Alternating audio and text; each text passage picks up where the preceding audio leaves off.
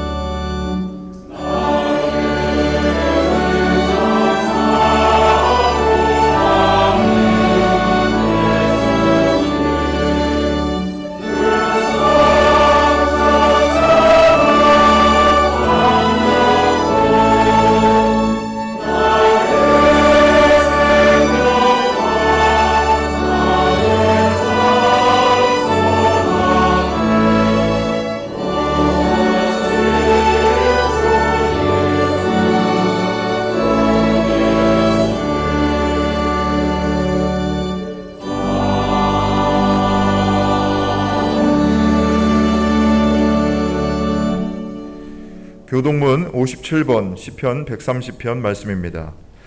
여호와여, 내가 깊은 곳에서 주께 부르짖었나이다.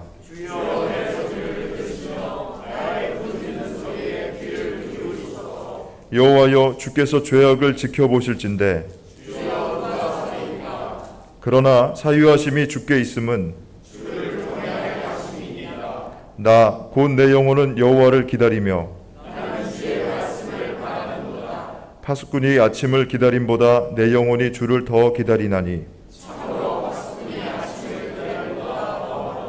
이스라엘아, 여호와를 바랄지어다.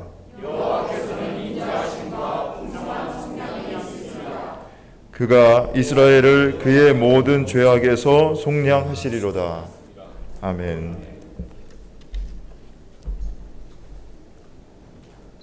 하나님은 통회하는 마음으로 나오는 사람들을 물리치지 않으십니다. 이제 우리들의 죄를 뉘우치고 고백합시다.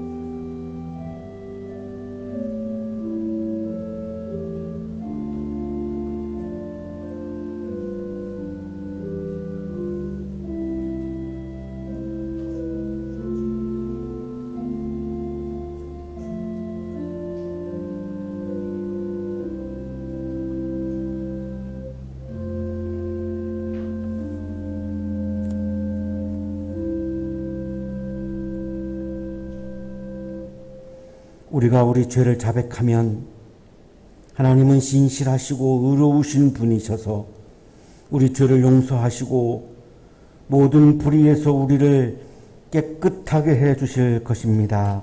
아멘.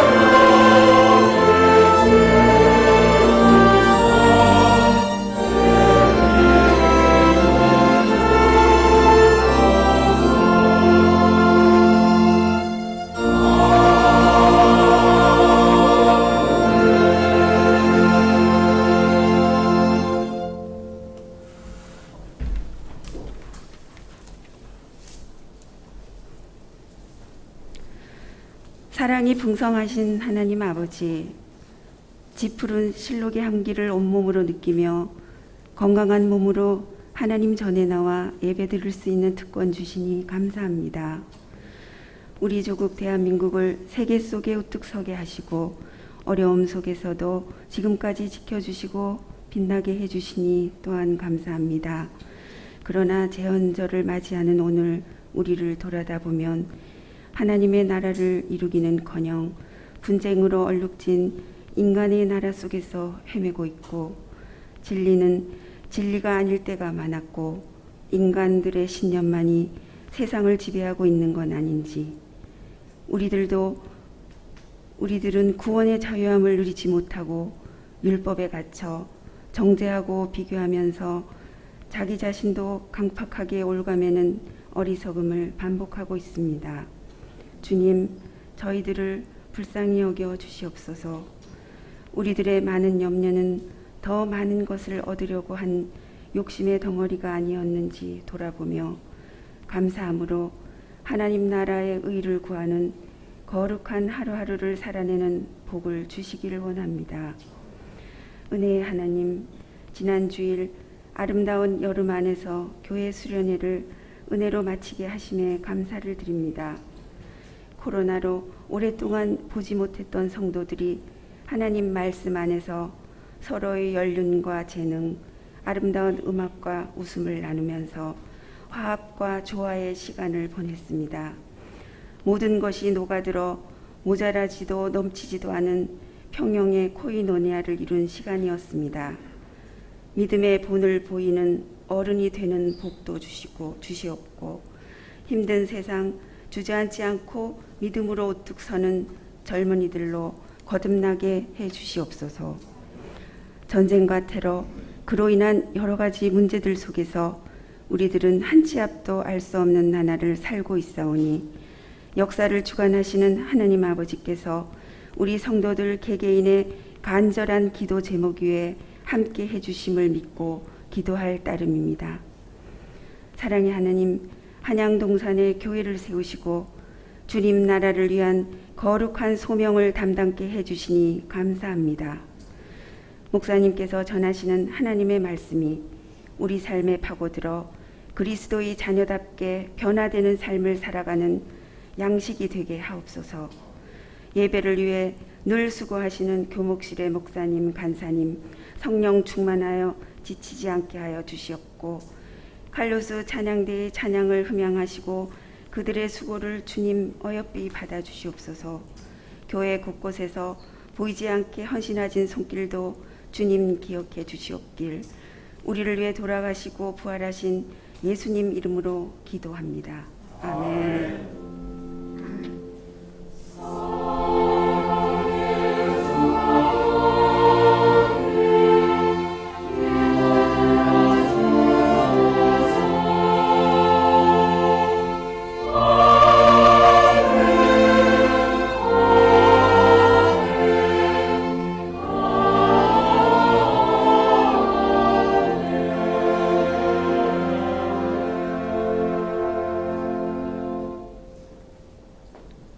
고린도후서 8장 7절에서 17절까지 말씀입니다.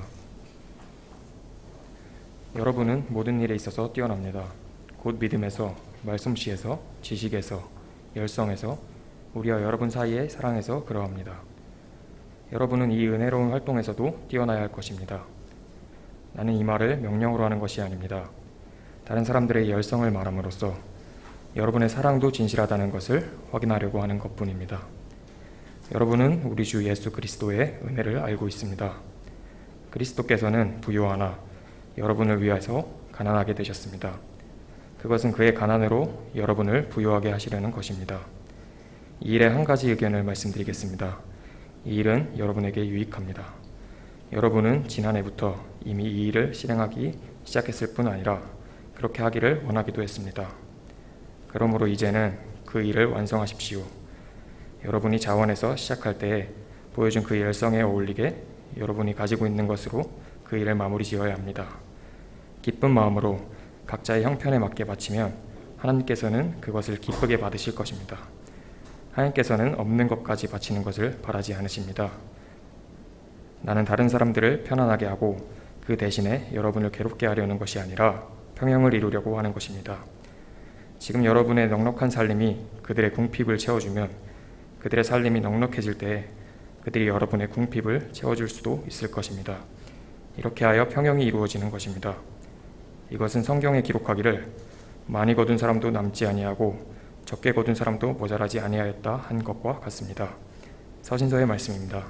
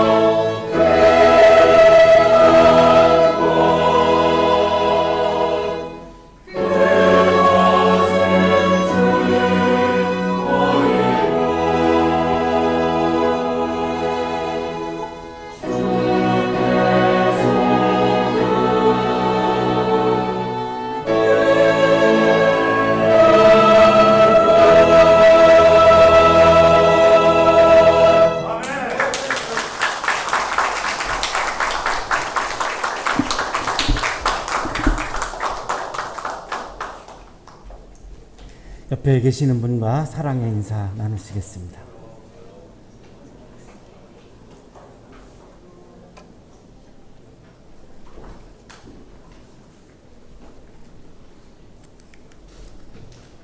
(2003년 11월에) 24명의 세계적인 석학들이 세계문화 아카데미 포럼을 열었습니다. 이 포럼의 주제는 나눔이었습니다. 이 나눔이라고 하는 주제가 그렇게 만만치 않습니다. 매우 어려운 이슈입니다. 아주 치열하게 24분들이 돌아가면서 발표를 했고 굉장히 진지한 토론을 해서 이렇게 책으로 한 권을 묶어냈습니다.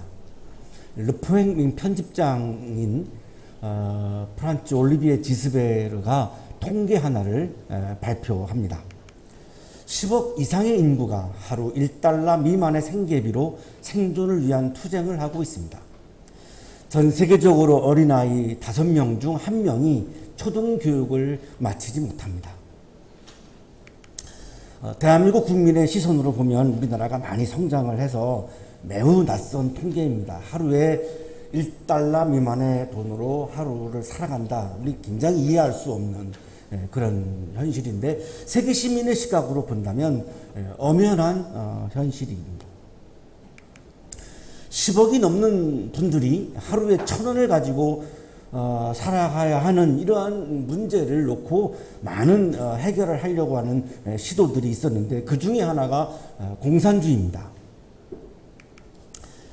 나치 프로송수에서 살아나와서 나이트라고 하는 작품을 썼고 노벨 평화상을 수상한 엘리 위젤이라고 하는 이 포럼의 위원장이십니다. 이분이 이 공산주의에 대해서 이렇게 말합니다. 인류를 여러 계급으로 나누는 공산주의는 이상적인 사회의 미래상을 선포했습니다. 가진 자가 자신의 재산을 없는 이들과 나누는 걸로는 충분치 않다. 부유한 이들은 가난한 이들과 함께 가난해져야 한다는 것이었죠. 불행한 시행착오가 계속되었습니다.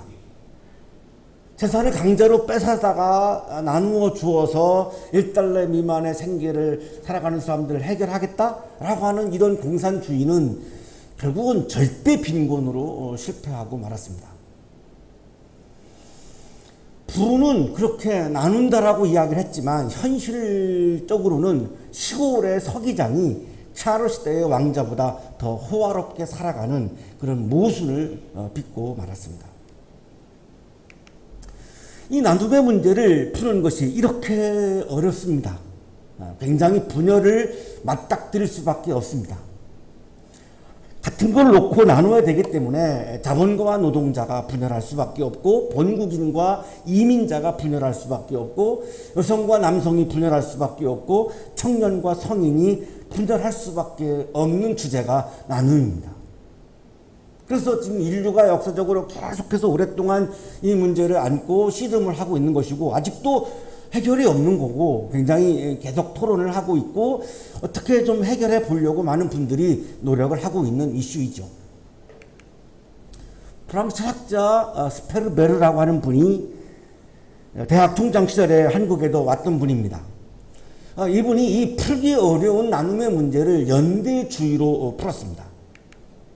굉장히 공감이 많이 가서 소개를 합니다. 나눔의 개념, 엄격히 말해 부의 나눔의 개념은 기본적으로 연대의식의 개념을 통해 보완되어야 합니다. 나눔은 이기주의의 원칙을 깹니다. 이 원칙은 우리 주변에 다른 사람들이 존재하는 것을 기억하게 합니다. 강제로 뺏어다가 일방적으로 나누어 주는 것이 아니라 각자 부유하신 사람들이 가난한 사람들의 존재를 무시하지 않고 그들의 존재를 존중하고 인정한다라고 하는 거죠. 연대주의라고 하는 것은 그들도 살아야 하니까. 가난한 사람들도 사람이니까. 나눔은 배타적이지 않습니다. 부유한 사람들이 가난한 사람들에 대해서 배타적이지 않다.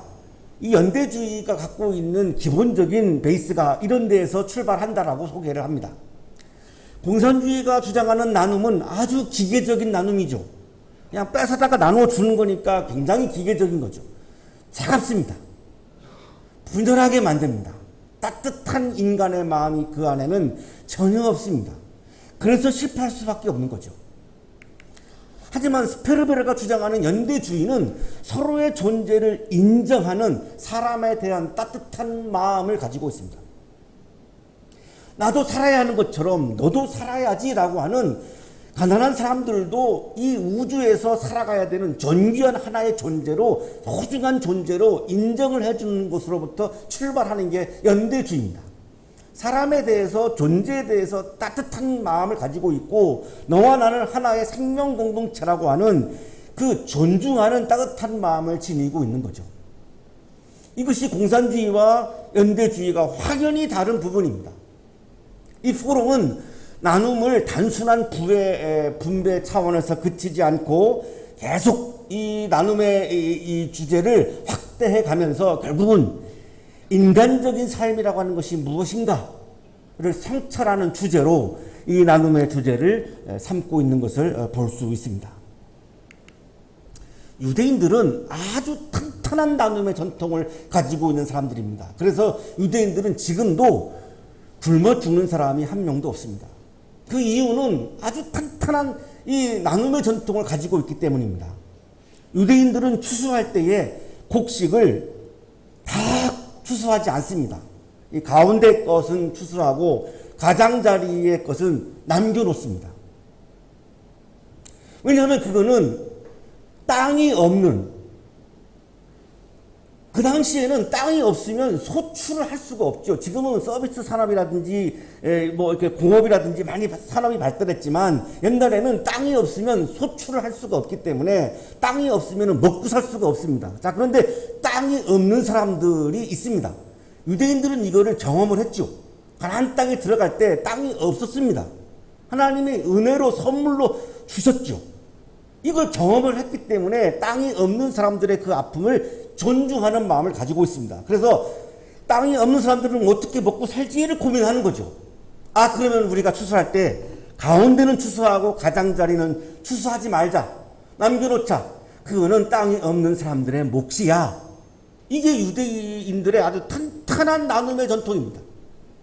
추수하다가 이삭이 떨어지면 절대로 죽지 않습니다. 그거는 땅이 없는 사람들의 몫이라는 겁니다. 지금 밀레라고 하는 사람의 이삭 줍는 여인들이라고 하는 그림을 보고 있는데 이 여인들은 땅이 없는 사람들입니다. 왜 죽고 있죠? 농장주가 땅이 없는 이 여인들에게 이삭을 주십시오라고 배려하고 있는 겁니다. 이거를 지금 밀레라고 하는 화가가 그리고 있는데 이 아마 제가 보기에는 이 아이디어를 레위기 23장 22절에서 받은 것 같습니다. 너희가 밭에서 난 곡식을 거두어 드릴 때에는 밭 구석구석까지 다 거두어 드리지 말고 또 거두어 드린 다음에 떨어진 이삭을 줍지 말아라. 그 이삭은 가난한 사람들과 나그네 신세인 외국 사람들이 죽게 남겨두어야 한다. 내가 주 너희의 하나님이다. 이 내용을 그대로 지금 밀레라고 하는 화가가 그림으로 그리고 있죠. 유대인들은 가난한 사람들을 무시하지 않았습니다. 가난한 사람들의 존재를 존중해 주었습니다. 이것이 연대주의입니다. 공산주의와 확연히 다른 부분입니다. 1세기의 예루살렘 교회의 신도 중에는 가난한 사람이 한 사람도 없었다고 사도행전에 나옵니다. 어떻게 그것이 가능할까요? 집과 땅이 가지고 있는 사람들을 그 당시에 중산층이라고 불렀는데 이스라엘 전체 인구의 한 10%에 해당합니다. 자, 이분들이 그 땅을 팔고 집을 파는 경우에 그 일부를 가난한 사람들을 위해서 쓰라고 사도들에게 가지고 옵니다. 사도들의 발 앞에 놓습니다. 완전히 자발적인 나눔입니다. 공산주의는 강제로 빼앗아 가지고 나누어 주는 거지만 유대인들의 연대주의 전통은 아주 자발적인 것이 가장 중요한 부분입니다. 자발적으로 이루어지는 것이 이건 누구도 강제하지 않습니다. 그들 가운데는 가난한 사람이 한 사람도 없었다. 땅이나 집을 가진 사람들은 그것을 팔아서 그 판돈을 가져다가 사도들의 발 앞에 놓았고 사도들은 각 사람에게 필요에 따라 나누어 주었다. 이렇게 하니까 가난한 사람이 한 사람도 없었다라고 지금 말씀하고 있죠.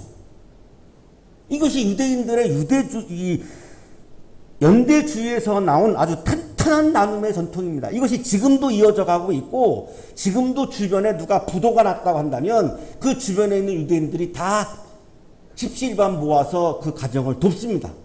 이 전통을 아직도 이어져 가고 있습니다. 예수님도 이 나눔으로 영생과 구원을 경험한다고 말씀을 하셨습니다. 우리가 자꾸 놓치고 있는 부분인데 한번 보시죠. 본문을 그대로 보시죠. 제 주장이 아닙니다. 예수님의 말씀입니다. 한 지도자가 예수님께 와서 물었죠. 내가 무엇을 해야 영생을 얻습니까? 내가 어떻게 해야지 영생을 얻습니까? 라고 묻습니다. 영생을 얻는 길을 묻죠. 예수님이 대답하십니다. 내게는 아직도 한 가지 부족한 것이 있다. 내가 가진 것을 다 팔아서 가난한 사람들에게 나누어 주어라. 그리하면 내가 하늘에서 보화를 차지하게 될 것이다. 그리고 와서 나를 따라라.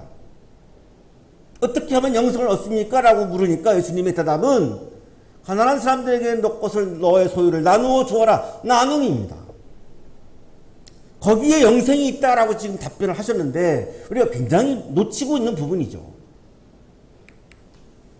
영생을 얻으려면 가난한 사람들을 존중하는 마음이 있어야 하고 그 사람에게 나눔을 실천해야 한다라고 예수님은 분명히 그 지도자의 질문 앞에서 말씀을 하셨습니다.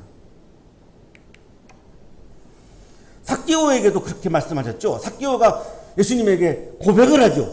제가 소유의 절반을 가난한 사람들에게 나누어 주겠습니다. 그랬더니 예수님의 말씀이 오늘 구원이 이 집에 이르렀다. 이 구원이 어디에서 온 것입니까? 가난한 사람들에게 나누어 주겠다라고 나눔을 고백하니까 예수님이 여기에 구원이 있다라고 말씀하셨습니다. 우리가 잘 알고 있는 누가복음 19장 본문이지만 우리가 자꾸만 놓치고 있는 포인트가 있죠.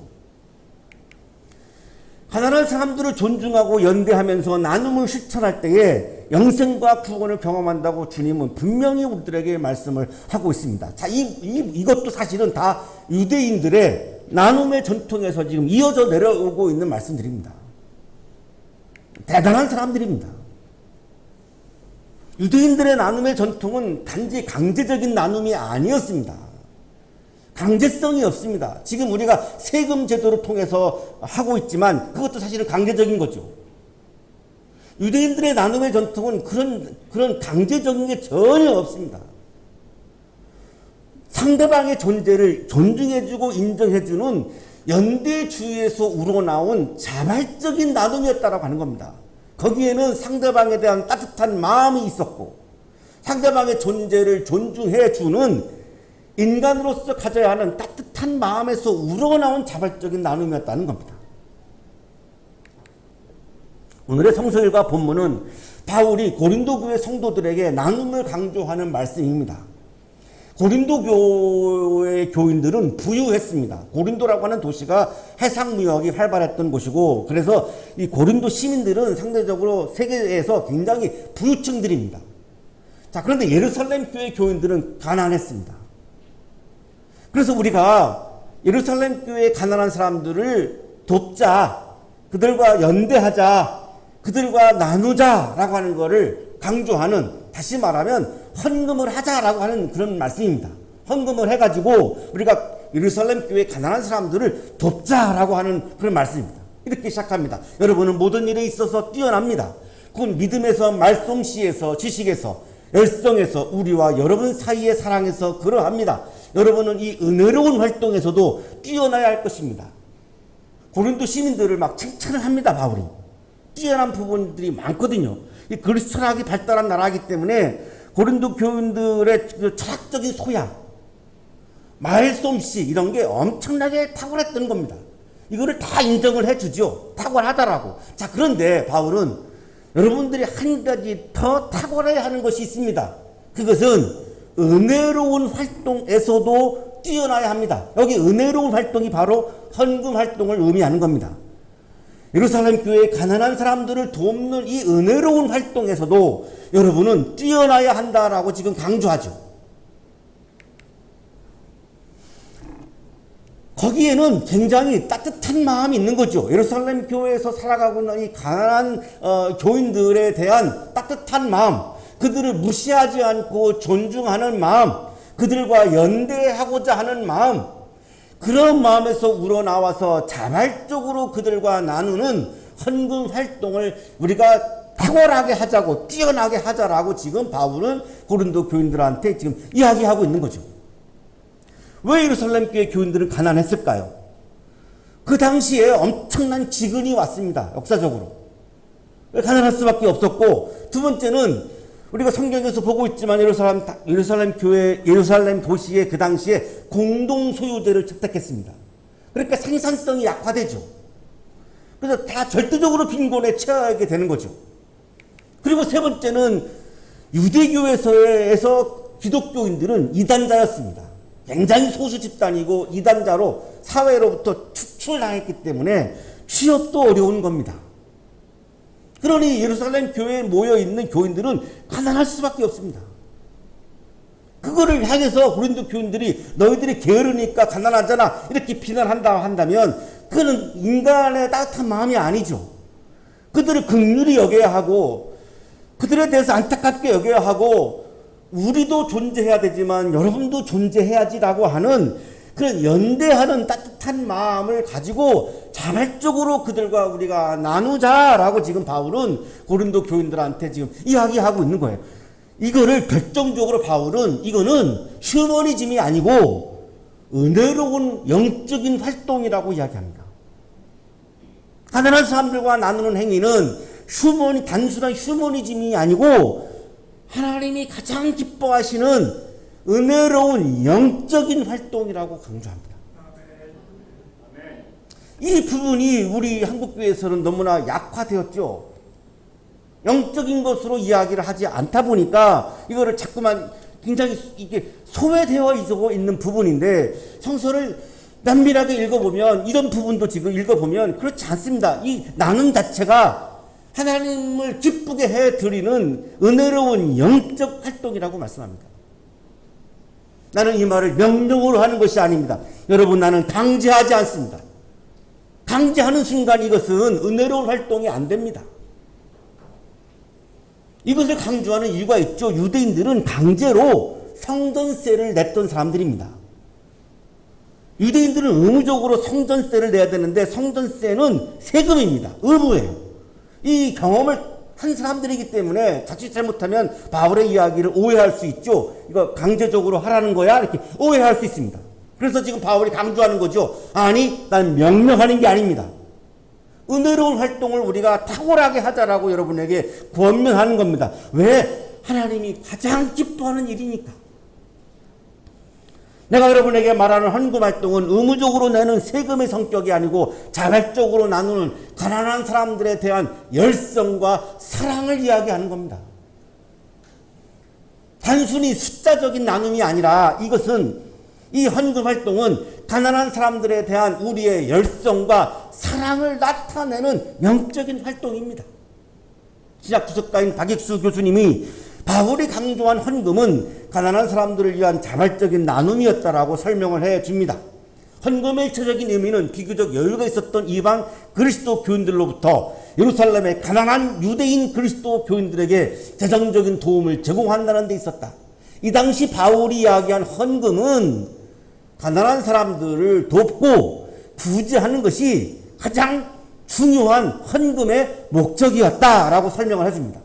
성전세가 유대인 성인들에게는 종교적인 의무였다면 바울의 모금은 자발적인 것으로 이방인 교인들에게 요청했던 것이다.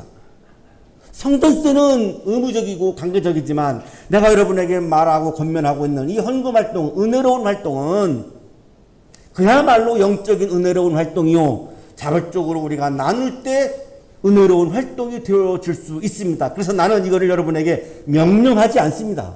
강제하지 않습니다를 굉장히 강조하죠. 바울이 헌금 활동, 은혜로운 활동을 이야기하는 근거는 예수님에게 있습니다. 여러분은 우리 주 예수 그리스도의 은혜를 알고 있습니다. 예수님의 은혜를 생각해보면 우리가 그렇게 하지 않을 수 없다는 거죠. 예수님의 은혜는 한이 없는 은혜죠. 십자가에서 하나님의 아들이라고 하는 엄청난 신분을 가진 주님께서 이 헌금 활동의 영적인 활동의 은혜로운 활동의 모델이 되셔서 자기 자신이 십자가에 죽으셨죠. 이거보다 더 가난한 게 어디 있느냐라고 하는 겁니다. 내가 가난해져 가지고 먹을 것이 없으면 굶어 죽습니다. 최고의 가난이 죽는 거죠. 자, 예수님은 부유한 분입니다. 하나님의 아들입니다. 세상의 모든 것을 다 가지고 계신 분입니다. 자, 그런데 모든 인류를 사랑하셔서 모든 인류에게 은혜를 나눠 주시기 위해서 자신의 피와 살까지 우리에게 은혜로, 구원의 은혜로 나누어 주셨죠. 그렇다면 나눔의 최고의 모델은 예수 그리스도라고 하는 겁니다. 그래서 나는 바울이 그러는 거죠. 나는 여러분들에게 이 나눔을 강조하고 있는 가장 결정적인 근거와 모델은 예수 그리스도의 은혜입니다. 그 은혜를 받고 우리가 어떻게 나누지 않을 수 있습니까? 예수님의 생명을 내가 은혜의 선물로 받았는데 어떻게 내가 없어도 되는 남아있는 그 부분을 어떻게 그거를 굶어 죽는 사람에게 나누어 주지 않을 수 있습니까? 나는 없어도 되는 부분을. 바울은 여기서 빚지면서 나누라고 얘기하지 않습니다. 능력 범위 내에서 내가 없어도 되는 부분을 나누라고 강조합니다. 그것도 못한다면 그걸 어떻게 우리가 신앙인이라고 말할 수 있습니까? 라고 지금 강조하고 있는 거죠. 그러면서 마지막, 나눔은 그리스도를 닮는 기쁨이 충만한 사건이라는 겁니다. 예수님이 그렇게 하셨기 때문에. 그래서 나눔은 영적인 활동이라는 거죠. 나눔은 여러분에게 유익합니다. 이렇게 말씀합니다.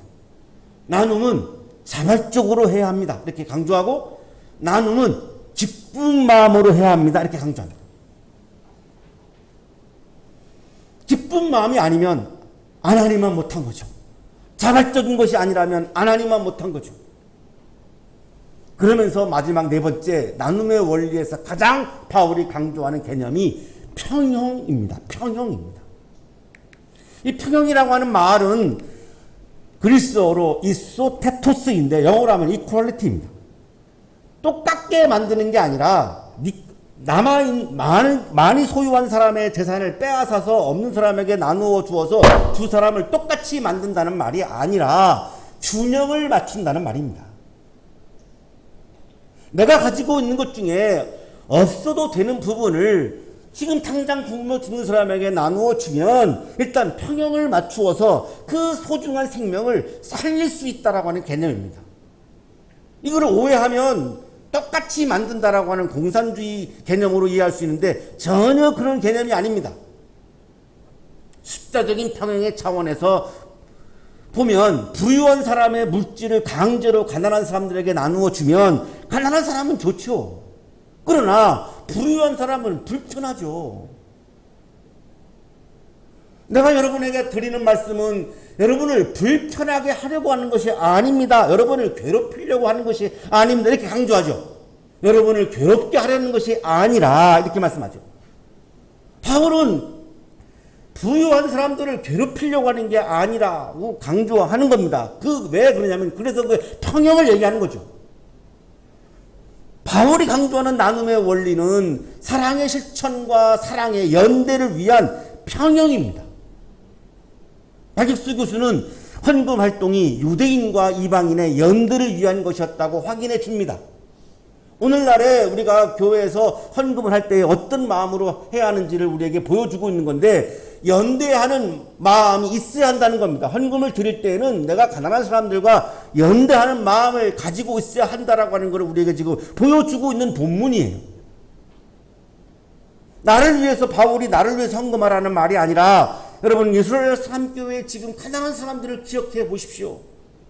그들도 하나님의 자녀이고 하나님의 피조물이고 그들도 주님을 예배하는 사람들인데 기근도 오고 사회에서 쫓겨나고 공동 소유자를 택택해가지고 생산성이 악화되었고 그래서 지금 먹을 것이 없는데 그들에 대한 긍휼히 여기는 마음을 가지고 애틋한 마음을 가지고 우리가 그들과 나눠야 하지 않겠습니까? 라고 하는 이것은 평형을 이루려고 하는 거지 고린도 교회 교인들과 예루살렘 교회 교인들의 부의 정도를 똑같게 만들려고 하는 것이 아니다를 지금 강조하기 위해서 평형이라고 하는 단어를 바울이 사용하고 있는 겁니다. 여러분이 넉넉한 살림이 그들의 궁핍을 채워주면 그들의 살림이 넉넉해지지 않겠습니까? 평형이 이루어집니다. 이것이 주님이 기뻐하는 일입니다. 성경에 기록하기를 출애굽기를 말씀하는 거죠. 많이 거둔 사람도 남지 아니하고 적게 거둔 사람도 모자라지 아니하였다는 것과 같습니다. 출애굽 당시에 광야에 나와서 히브리인들이 먹을 것이 없었죠. 광야니까요. 그래서 하나님이 만나와 메추라기를 주셨습니다. 어떤 일이 벌어질까요? 욕심이 많은 사람은 내일, 모레, 글피, 일주일치, 한 달치를 막 모으겠죠. 그러면 어떤 사람들은 먹을 게 없겠죠. 그러면 하나님의 은혜를 어떤 사람은 경험하고 어떤 사람은 경험하지 못하게 되죠. 그래서 하나님이 하시는 조치가 먹을 만큼만 거두어라. 남겨놓지 말아라. 남겨놓을 것까지 모아버리면 먹지 못해서 굶어 죽는 사람이 생긴다. 그랬는데 그게 쉽지 않죠. 야측치를 막 모은 사람이 나온 겁니다. 그랬더니 그 결과는 여분의 부분은 벌레가 생기고 악취가 생겨서 먹지 못하게 된 거죠. 이거를 지금 바울이 말씀하는 거죠. 만나와 메추라기가 모든 사람에게 남지도 않고 부족하지도 않아서 모든 사람들이, 모든 히브리인들이 만나와 메추라기를 먹고 굶어 죽는 사람이 나타나지 않게 된 겁니다. 이거를 평형의 하나의 모델로 지금 바울이 지금 제시하고 있는 거죠. 요약하면 이런 겁니다. 불필요한 것까지 과도하게 내가 움켜주지 않고 여유를 가지고 서로의 존재를 존중하면서 평형을 이룰 때에 사랑의 실천과 사랑의 연대가 충만하다는 것입니다. 바자회가 그런 모델이죠. 내 집에 내가 사용하지 않는 것, 여분의 것을 내가 그것이 필요로 하는 사람들에게 나누어 주면 굉장히 귀하게 사용이 되죠. 그런 차원으로 평형을 말씀하는 거지, 내가 입지도 못하면서 내 것을 다른 사람에게 주어라, 이렇게 억지스러운 이야기가 전혀 아닌 겁니다. 사랑하는 한양 가족 여러분, 넉넉한 사람이 부족한 사람에게 열성과 사랑으로 주님의 은혜를 기억하며 나에게 주신 주님의 은혜를 내가 기억하며 자발적으로 나눌 때에 사랑과 연대가 충만하게 됩니다. 자발적인 나눔을 통해서 아름다운 사랑과 연대의 기쁨을 충만하게 경험하면서 오늘도 기쁨이 가득한 여러분의 삶이 되시기를 간절히 축원합니다.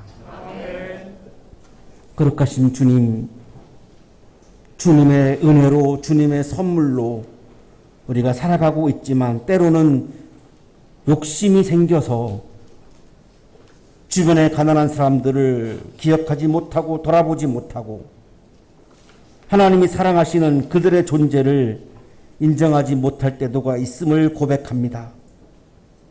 우리의 영적인 눈을 뜨게 해 주셔서 우리 주변에 가난한 사람들을 살피는 마음을 주시고 그들을 긍휼히 여기는 연대하는 마음을 주시고 그들의 존재를 존중해 주는 따뜻한 마음을 우리의 마음에 부어 주셔서 주님께서 은혜로운 활동이라고, 영생과 구원을 가져오는 은혜로운 활동, 영적인 활동이라고 말씀하신 이 나눔을 우리의 삶에서 진실하게 실천하게 하셔서 연대와 사랑의 기쁨이 충만한 우리 그리스도인들의 삶이 되게 하여 주옵소서.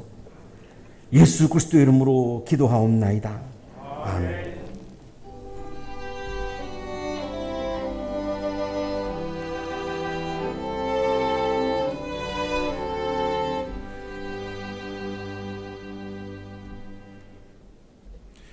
자, 오늘은 성령 강림절 후 6째 주일입니다. 오늘도 시간과 장소를 구별하여서 예배드리시는 우리 한양대학교 믿음의 가족분들에게 우리 주님 예수 그리스도의 은혜와 평강이 함께 하시기 바랍니다. 자, 우리 좌우 양옆에 계신 분들, 앞뒤에 계신 분들하고 이렇게 인사할까요? 주님이 부요케 하십니다. 이렇게 인사하겠습니다. 주님이 부요케 하십니다. 주님이 우리를 넉넉하게 하십니다.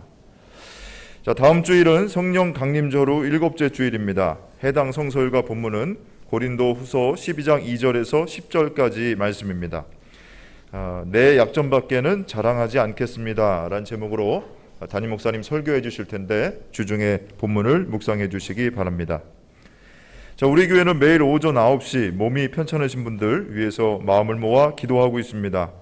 연일 코로나 확진자의 증가세가 이제 심상치 않은데 우리 국민들의 안전과 환자들 그리고 환자들의 가족들 그리고 수년째 위험을 무릅쓰고 수고하고 있는 의료진들 또 방역의 손길들 우리 한양대학교 학생들과 유학생들 끝으로 우리 한양대학교의 믿음의 가족들과 한양학원에 속한 모든 구성원들 위해서 따뜻한 마음으로 기도해 주시기 바랍니다.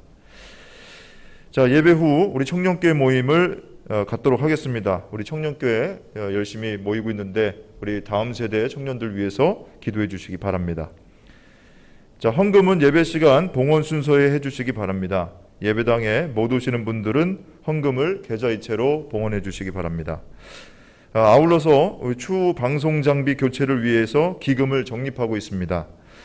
예배당의 영상, 음향 장비를 위하여서 기도하며 봉헌해 주실 분들 방송 장비 목적 헌금으로 봉헌해 주시기 바랍니다.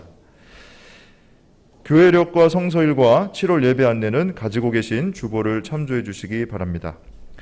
자, 이 시간 반가운 얼굴 우리 한양대학교의 교우 여러분들에게 소개해 드리겠습니다.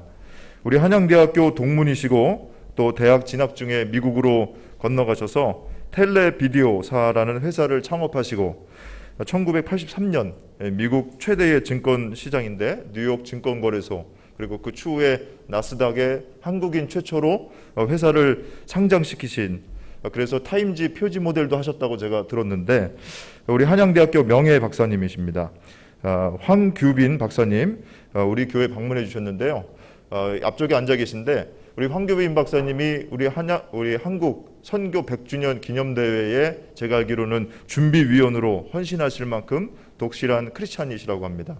그래서 학교 행사뿐만이 아니라 오늘 우리 교회에도 아주 기쁜 마음으로 방문해 주셨고요.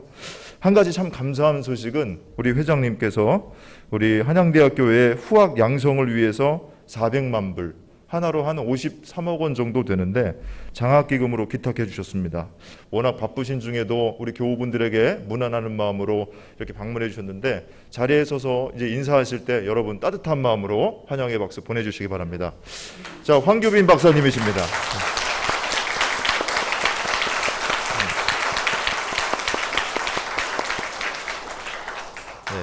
네. 이상 교회 소식 전해드렸습니다.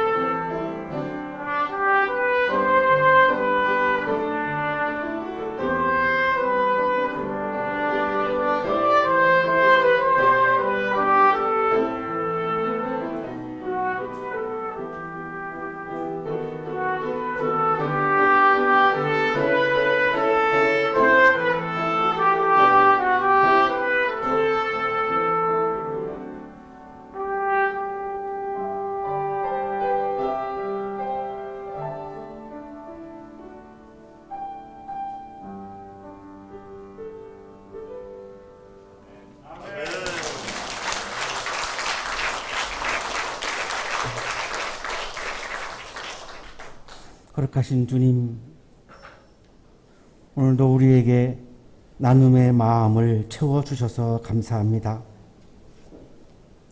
나눔의 마음이 우리들의 마음에 자리 잡고 있었던 욕망의 마음을 몰아나게 하시고 나눔의 마음을 통하여 우리에게 기쁨의 마음을 부어주시니 감사합니다.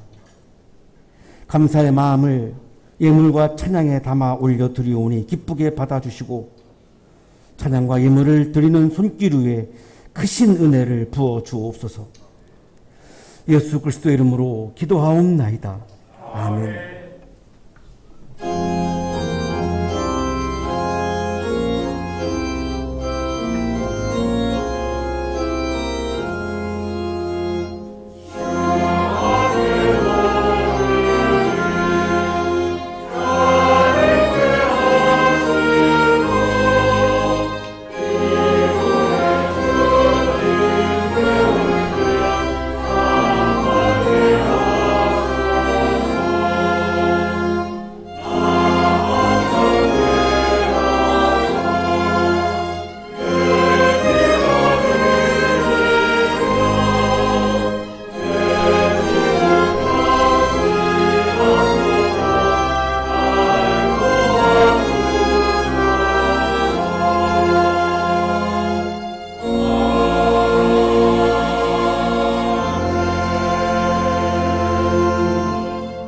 이제는 우리에게 하나밖에 없는 생명까지도 아낌없이 사랑으로 나누어 주시는 예수 그리스도의 은혜와 오늘도 우리에게 말씀을 주시는 하나님의 사랑하심과 생명의 기운을 주시는 성령의 역사하심이 하나님이 기뻐하시는 나눔을 실천하기 위하여 세상을 향하여 힘차게 나아가는 우리 모든 한양 가족들의 삶 속에 지금부터 영원토록 함께 하시기를 간절히 축원하옵나이다. 아멘.